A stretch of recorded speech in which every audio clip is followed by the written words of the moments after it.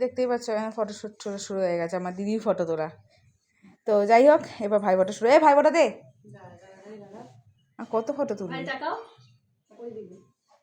এবারে, কেন দোষ নাই, আমি ফটো তুলি দোষ। দেখ দেখ দেখ, দেখো মুখটা, দেখো নিজেকেই মারতে ইচ্ছা করে। ফোটাটা দে। এই যে ফটো তুলছে, পিপিকে শিখিয়ে দিচ্ছে কীভাবে ফটো তুলতে হবে না তুলতে হবে, আর এদিকে মা কাজ বাজ করে বসে পড়েছে। আর এই যে ফোটা, এটা ঠামি ভালো জানবে গো। তারপরে দই, তারপরে কাজল, তাই তো? লাল চন্দন আনিনি না, তুমি কাজ করো, চন্দন দাও, তুমি ভিডিওটা করতে থাকো। চন্দনটা কই? সব ওই ছোট ছোট প্লেটের মধ্যে আছে। ও চন্দন, তারপরে চন্দন চিনিস?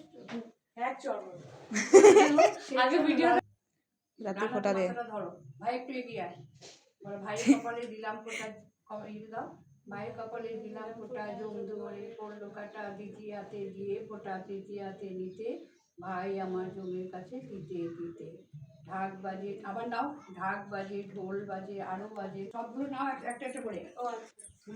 ঢাক বাজে, ঢোল বাজে, আরো বাজে কারা, দেখতে পাচ্ছেন ফোটা চলছে। বছরে ভাই যেও না জমি পাড়া, আমার হাতের বর পেয়ে ভাই আমার অমর অমর অমর। এটা আশীর্বাদ তো ভালো করে, ভালো করে তুলবে,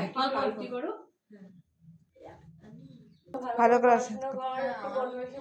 হ্যাঁ, মাথা যেন ঠান্ডা হয়, ভালো বুদ্ধি হয়।